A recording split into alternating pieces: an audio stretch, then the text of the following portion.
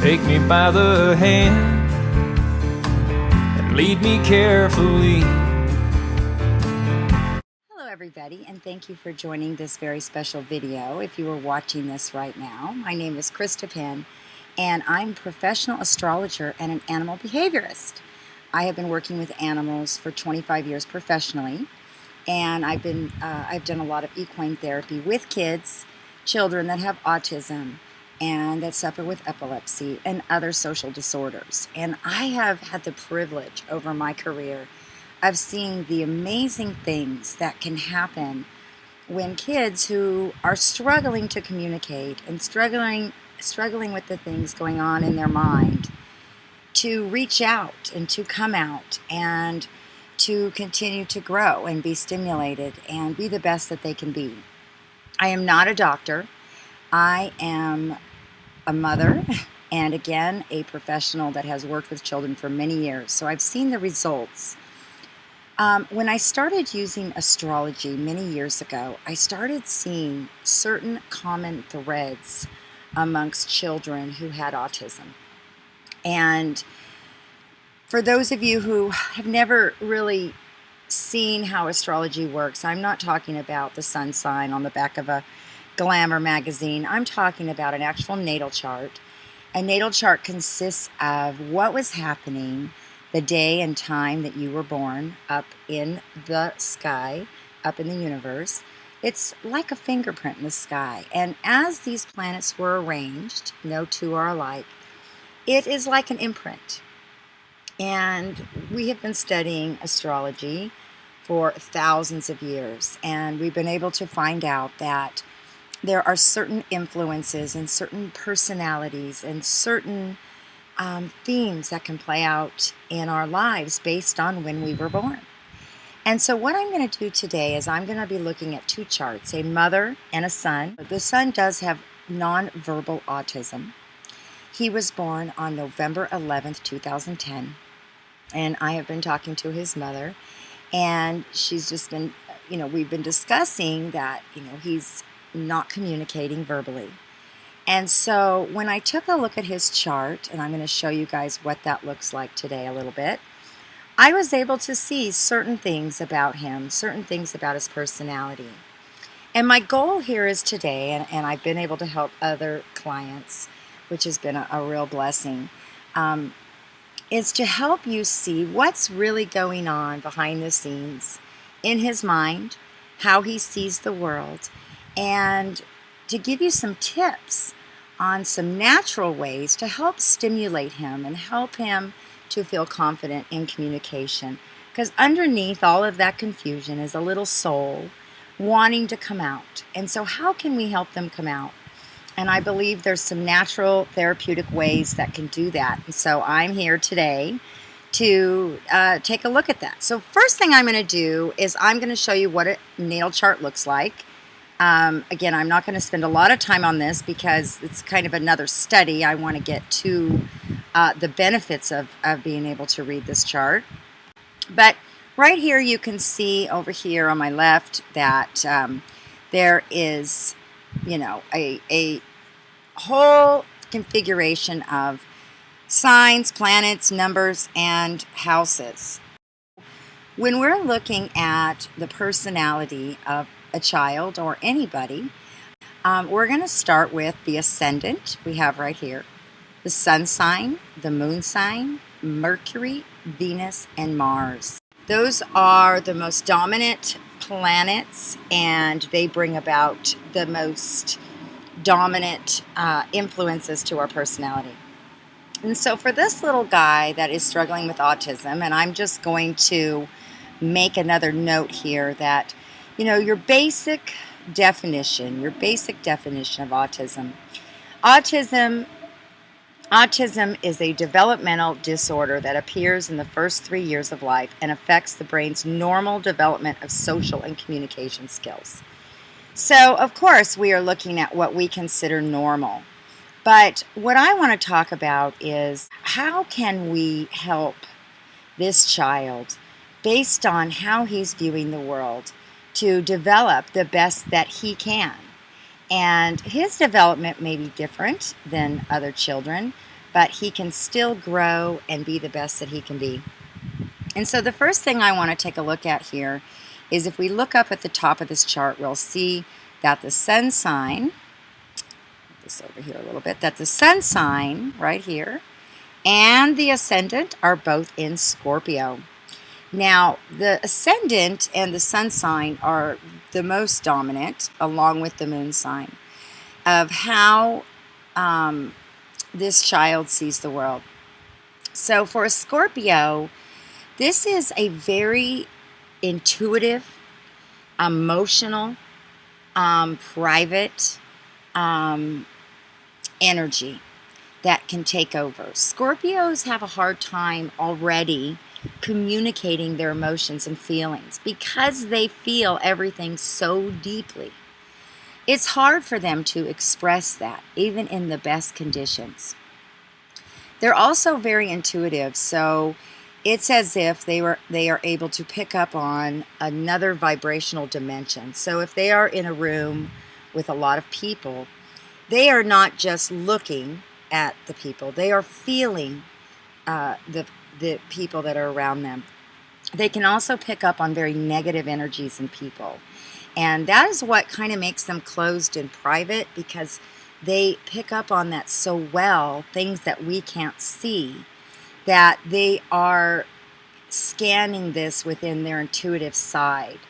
And so here we already have this child that's looking out through the world and very protective of himself. They are also very protective of those they love. So it's a very loyal sign. This is a sign also, this is an energy also that has a hard time letting go of emotional hurt and pain. So even though he's very young, as he gets older, when he feels pain from other children or from situations in his life, even though he may not be able to express that verbally yet, he is feeling it. And it is hard for them to let go and forgive and forget. So it is very important to communicate a lot with this child and be very consistent in your behavior and always be honest and speak the truth and give him that security of knowing that you are going to be, and the people around him are going to be very trustworthy, that he can trust them. Because it takes a lot for them to trust. So this already has a little bit of social anxiety that goes with this energy. Now we're also going to look here at the moon sign. The moon right here is in Capricorn. That is also another energy that has a hard time expressing their emotions. It is an earth sign, and they love and need structure and security, especially financial security. Now, I know he's only 3 years old, and he doesn't understand that yet. But if his world changes a lot, that can be very unsettling. So another important aspect in his life as he is developing and as you are working on these things in his life with him is that you provide security, something he can depend on every single day. They like structure and they like discipline. And so that is very important, that he can count on, you know, when we wake up, we put our clothes on, or we take a bath, or we eat our breakfast, and that he always feels a sense of security, that things are going to be the same. And that's, again, very important to him. A lot of times with children that have this Capricorn energy, they will have a hard time making eye contact with you because they are kind of trying to hide their emotions. They have a hard time expressing them. And with the Scorpio energy, now that energy is a little different because they will use their eyes, almost like an eagle eye, to scan situations. So here you have, you want to be paying attention to all the little subtleties of his communication. Communication is not only verbal. It has a lot of different ways to express itself. And when I had talked to our mother, we'll call her mother. I'm not going to be using names today for the sake of this video. If it does go public, they may want to have some privacy. they can share this video with who they want to share it with. But I'm just using, mother and son for the sake of understanding what we're doing here. When we look at a personality, we see that we have many dynamics. We are not just one-sided. So this energy also with the Capricorn, they like to build things. With the moon in Capricorn, they like to build structures. So when I look at, I'm going to use an example. When I work with horses, horses have a different language than we do. They are prey animals, and we are predatory by nature. And a horse, to learn our communication, to teach them, to allow us to put a saddle on, to ride them, to put them in parades and do all the crazy things we do with them, it's actually against their nature. But ultimately, they learn to trust us. But to truly trust us and to truly know their job, we have to develop a line of communication that they can understand. One of the most important things when working with horses is when you are teaching them a new concept, that the moment that they begin to try, not when they've completed the task, but they begin to try, they, might wiggle their ear, they might blink their eyes, they might lick their lips. Those are all signs that they are trying to understand what you want.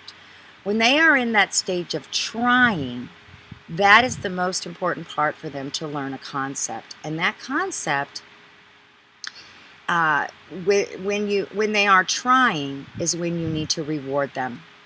You need to catch the subtleties of their abilities. So in the case of a child with autism, they may be struggling verbally, but they may start to communicate in other ways. They may look you in the eyes. In this case, that would be a big deal.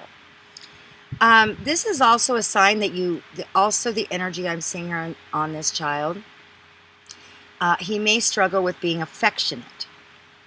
I believe children with autism do struggle with being affectionate by nature because they are such high vibrational children. In all the case studies that I have looked at with children with autism, they are very highly intuitive, and our emotions and our energies can be too much for them. And it's like they push it away because it's like screaming at them. Even though we may be talking very quietly, or we may just want to be giving them a hug, they feel it 100-fold. So it's very important that your energy, as you approach them as well, that you are listening to how much they can handle. They may be able to handle just a little pat on the leg or a little pat on the shoulder. That might be a reward for them. If they do come up to you and they are emotional, or grab your hand and want to show you something, that's huge. And your face and your energy needs to light up with positive. You don't even have to say a word, but you have to show them back that eye contact. You need to have them know that when they are expressing themselves just the slightest bit, that's a huge thing. Remember, we are rewarding the try. Now, interestingly enough, when I look at this chart, Mercury and Mars are in Sagittarius. Sagittarius is a fire sign, and that is a lot more impulsive energy.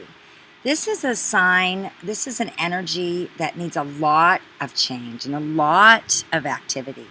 So although in his home life and where he feels the most secure needs to be kind of quiet, kind of secure, something that he can count on, he needs to go out and be stimulated by doing lots of different things.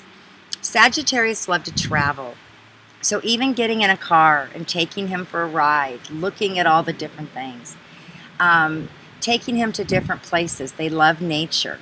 Taking him to a park, taking him to the zoo, taking him to places that have a lot of color and a lot of light. That is another thing in his room and in his home. Again, even though it's quiet and secure, you need to make sure it's colorful. You need to make sure that the light can come in. There's sunshine. They can get very depressed if things get too dark. So that is very important. They also love foreign languages, and they like languages that have a lot of different cadence to them. So, for example, when you're talking to him, you want to talk to him slowly, but you want to use fluctuations in your voice and in your expressions. Instead of just saying, "How are you today?" you want to say, "How are you today?" Doesn't have to be loud, but the more you use expressive energy, the more that will attract him and get him excited about verbal communication. They also love foreign languages. So this is a child that I would be playing cartoons that are in different languages. Even if it's just in the background, they've got, Dora and it's all in Spanish, different cadences, different languages. That will stimulate their ear. It's kind of like it turns them on. It gets them excited. And when I look at the fact that autism is almost, these communicators that aren't quite firing right, if we place certain specific things in his path by looking at his natal chart that I already can see will stimulate him, you will have a quicker and more accurate way to do some type of therapeutic program for him. That's what this video is about. Now, I also see that he has Venus in Libra. That's the #1 energy for music. So I would have music playing in the background all the time. Also art, also drawing, also colors. They also need balance. So if his home life gets out of balance, that will set him off and out of balance. So his room needs to have a very balanced decor, and organized in a way that he feels like when he walks in, everything's in balance. And I know that that's, real life is we have to clean the house and take care of life, and everything isn't always perfect. But for a child that has this Librian energy, he will love art, he will love colors. So in his room, if I were to describe his room based on a natal chart, here's a few things that I would have in his room. First of all, the Scorpio energy, like I said in the beginning, does like to have privacy, does like to have a little place that they can hide out, that they can go to and almost, hide in a little corner. So if you find him, playing by himself and needing that time alone, that's a good thing. It's not a bad thing. He needs that to help settle down his intuitive abilities. He's like a human emotional sponge, taking on so much. So especially if he's been out stimulated by a large group or out and about, the next day you might notice he might be really tired, or he might want to just be quiet. That's okay. He's going to need that. The Capricorn energy loves to build, and they are like little mechanics. So anything that you can give him, where he has to put together blocks or put together or fix things or tools, sometimes they like to tear things apart and rip things up. That's part of them exploring that side of him that is trying to figure out how to put things back together. So any type of cars and toys that he has to figure out little details and things like that will also stimulate him. I was going to mention with the Scorpio energy that is a water sign. So he needs to have water in his life. If you feel like he's getting stressed out, even a nice bath will help calm his energies down. Taking him to the ocean, listening to the sound of the waves, maybe a fish tank in his room, obviously in a safe position. But if you could have a small fish tank, the movement of the fish in the fish tank will soothe his soul, will give him a way to connect to movement. They have very quiet movement. Usually they have long fingers. A lot of times you'll see Scorpios who play piano because they have such beautiful, elegant hands. With the Venus in Libra, he may have a musical side. He may sing before he talks. So these are a few things that I would take a look at. Being that he likes adventure with the Sagittarius energy in his bedroom, I would have pictures of the Grand Canyon and hiking and anything athletic that would require him to get out and about and use that fiery energy. Now, I also see in his chart that he has Jupiter and Uranus and Lilith in Pisces. This is another huge water sign, intuitive water sign. So he, again, along with the Scorpio, has the ability to know what's going to happen before what happens, or feel vibrations before they happen. A lot of this internal, quiet thinking that he's got going on, he's busy in there. He is picking up on a lot of things. He just hasn't figured out how to completely communicate that. There is a blockage. Obviously, there's a blockage. But interestingly enough, and here is a test that I would like you to do. Starting September 13th, for 2 months, is going to move into Sagittarius. And this is considered his Mars return. With Mercury and Mars in Sagittarius, and when Mars comes into Sagittarius up in the sky, it's going to aspect his chart.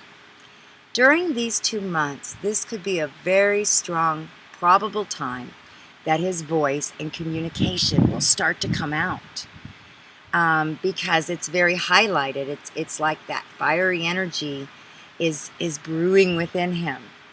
So as you're trying to communicate with him, music in the background, speaking animated words to him, just repeat it and repeat it and repeat it. And take note of the slightest forms of communication that he is offering you. Is he grabbing your hand and trying to take you to show you something? Is he looking in your eyes trying to tell you something? Is he making little noises while he's playing to himself? Is there a repetition in those noises? Do they change? And I think you might start to see him coming out of his shell a little bit during this 2-month period. Especially by Christmas, I think you're going to see a big change in him. There is some energy right now that we look at. Saturn has been in Scorpio since November or October of 2012. And it's been like a hard aspect on his ascendant and sun sign. So he's kind of had a lot of pressure astrologically on him trying to work through these things. But this 2.5-year transit is going to move off of his chart December 16th. And when that happens, you might see a radical change in him. So for this to work, for this astrological study to work, and for anybody else who is interested in seeing how this plays out, I do this as a service. I didn't get into the mother's chart as much today, but I do want to say that these 2 charts that I'm looking at, you can take a look over here, you can see how connected they are. He has an ascendant in Scorpio, and right now, from the sign that I'm looking at, she has an ascendant in Scorpio at 27.04 degrees. They actually share the same life path. Let me bring this over here. So you can see over here that there's a very similar life path going down here. 2nd house in Sagittarius, 3rd house in Capricorn, 4th house in Aquarius. He has the 4th house in Aquarius. She has the 4th house in Pisces. All of these changes are significant, but right now he has his midheaven, as we look over here, in Leo. And Jupiter is in Leo right now for 1 year until August 11th of 2015. That will also be giving him the desire to express himself. So what my thought is, and what my case study is doing, is to help parents, is to help parents by looking at the natal chart to come up with a plan. I can see certain months that will be highlighted for different changes. I can see what your children, what their desires and their passions are, what makes them tick. And you can come up as a mother, as a father, with a personal plan based on these things, just like I'm doing here. So what happens in therapy a lot of times, and again, I'm here to aid and to bring an addition to all of the things that's being done to help children with autism. But this is a natural aid. This is a way for me to say, I can help you discover things that normally take years and years and years to figure out. If you could have these basic concepts and a specific chart that explains your child right out the gate, then it gives you a better chance to customize a plan to help your child be all that they can be. I just want to say in closing that animals are a huge factor in bringing out communication for children. And in this little guy's chart, Scorpios love cats. Cats are a wonderful connection to help bring out their emotions. There's something about cats that are kind of sneaky and kind of quiet and aren't overwhelming with their emotions. So I don't know if having a pet is a possibility, but a cat or any type of reptile, they love reptiles. Also with the Sagittarius energy, they love horses. So any way to get him near horses, even to pet them, bring them a carrot, any type of therapy that would include animals would be very powerful for his communication. With the triple Pisces energy that I'm seeing here in Jupiter, Uranus, and Lilith, I'm seeing a huge connection to animals. So, everybody lives in different locations. I live on a ranch, so I've been able to, my kids have had a lot of animals in their lives, and it's just been a powerful thing. But here I see that animals would also be very beneficial. With the charts that are so similar, I love that you already think a lot like your son. You have a moon in Libra, and you see he has Venus in Libra. So taking him out to little art shows and taking him out to bands and music and getting outdoors is a wonderful thing. You also have the Sun and Mars in Capricorn. So structure and stability is also very important to you. And with Venus and Scorpio, you are going to understand that intuitive side of him. And with Mercury and Sagittarius, you also are excellent at communication. They're almost like the preachers, the visionaries, the teachers. So, I'm just tapping into this chart a little bit. It's going to go here to about 30 minutes, but this is what I do. I do consultations, and I help you design a plan based on the natal chart, based on how you both view the world. And I've seen amazing results. I have some other clients that we've been working on this with. This is just the beginning. So I hope you will go try some of these things. Let me know if you see them playing out, if you see any difference. And like I said, during the month between September and December is a very powerful time for him to feel the need to communicate. So watch for the little signs, because remember, as we build on the try, then they'll give us more and more, building his confidence. So I'm really excited to see how this plays out. If you have any more questions, or if anybody else would like to know more about my services and what I do, I would be happy to talk to you and give you more ideas about my consultations. So thanks a lot, and I hope that this is helpful.